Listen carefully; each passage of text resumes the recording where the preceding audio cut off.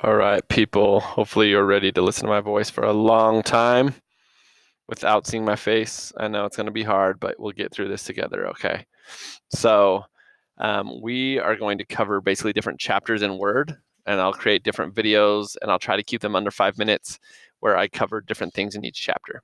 Okay, so this first chapter, we're going to talk about something that's very similar to Excel, right? A lot of you guys have used Excel, so it's set up almost identical. So yeah, it's set up very similar to Excel, right? So we have our ribbon up here, which is basically this light gray. The whole gray area is the ribbon. We have our tabs up here, right? So each tab has different buttons that are going to be in it, and you'll kind of learn as we maneuver which buttons are the most used, right? And then we have our groups, right? So clipboard group, font group, paragraph group, styles group, right? So each tab, and then we can go to the different groups in each tab. Okay. And then the last thing, and we actually use it quite a bit in this, is a dialog box launcher. Okay, so what is the dialog box launcher? See if you remember. Hopefully you said it's this little button down here, right? So in an assignment, it might ask you to go to the home tab, the paragraph group, and then the paragraph dialog box launcher. So we're in the home tab, we'd go over to the paragraph group, dialog box launcher, right? I'll click that, and that's going to give me a whole lot of options. Okay, so if you know that something should belong in a certain group and you can't find it, I just get in the habit of clicking on the dialog box launcher and looking through, seeing if I can find it on there. Okay, because I'm going to have a lot more options when I use that. Okay, next thing we're going to talk about is the mini toolbar. So when I type mini toolbar, once I highlight something, it pulls up the mini toolbar. Okay, so it just is a quicker way of getting to this, right?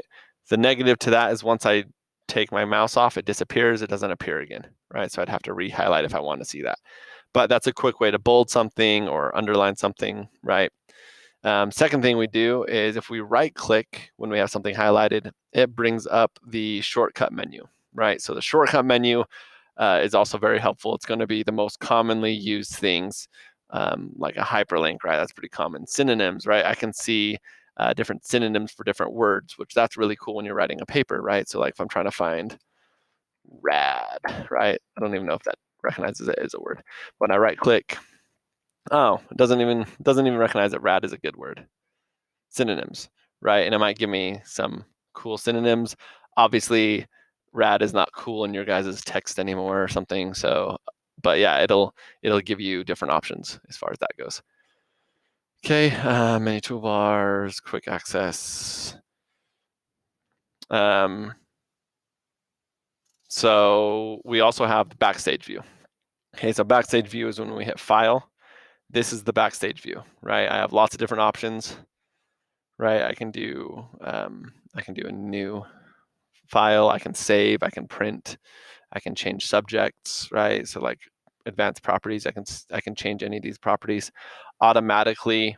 It fills in anytime I create a document, it fills in the company as JSD and the author is me because I have it set up that way, right? So that's a way to kind of see who owns a document, right? But that's all things that are done in the Backstage. Okay, so what we also have is the show hide. Okay, so it's a paragraph mark, right? So when I click that, it actually turns on the show hide option. Okay, so it goes next to characters. It's a good way to keep track of formatting. Right now, you probably don't understand why it's important, but later on you will. But it's an on-off switch. So when I click on it, it turns on. When I click, it turns off. On, off, right? So that's cool. And a lot of your assignments will say, make sure the show hide option is turned on, right? So you just click it and make sure it's turned on. And that'll help you with formatting. Okay. And then real quick, so saving, right? So you guys should hopefully know how to save by now, but I go File, Save As. So I'm creating a new document and choosing where I want it to go, browse, and then I can go to my student drive or wherever you guys want to save it, and then save it in your folder. Okay, and then you can change the name, obviously.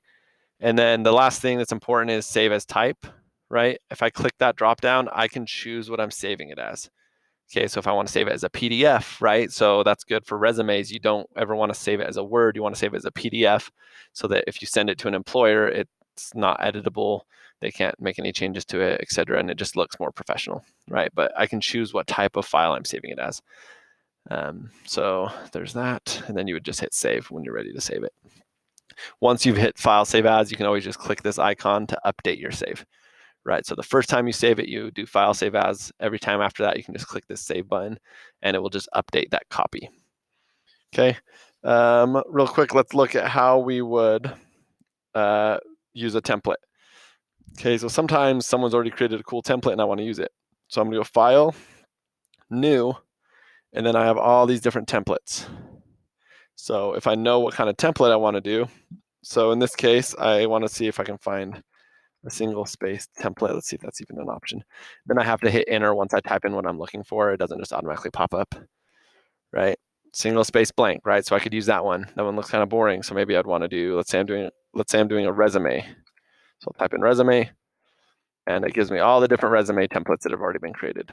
The thing I always tell students about templates is they're a lot harder to get creative with, right? Like it's going to have a set format, set things, and you can't do too much to change it. So in that aspect, it's a little bit more difficult. But if there's one that you really like let's say this one looks perfect, I'd click on it and I'd click create. Okay, and then I'd be able to make changes. So I'm just gonna hit create. Right now, look at this guy. Definitely looks like me. I have a little bit more hair. I also just shaved into a mustache, so that's fun. Let's see. Yeah, but you'd be able to go in and just make changes to whatever you want, right? You'd put your email in, etc., and you'd put all that in. Okay. Yeah, so you should be able to, with this info, you should be able to do the first assignments. If you have any questions, you can definitely email me. And if we need to, we can set up an online conference so I can take a look and help you with what you need. But that should be all the info that you guys need for chapter 1.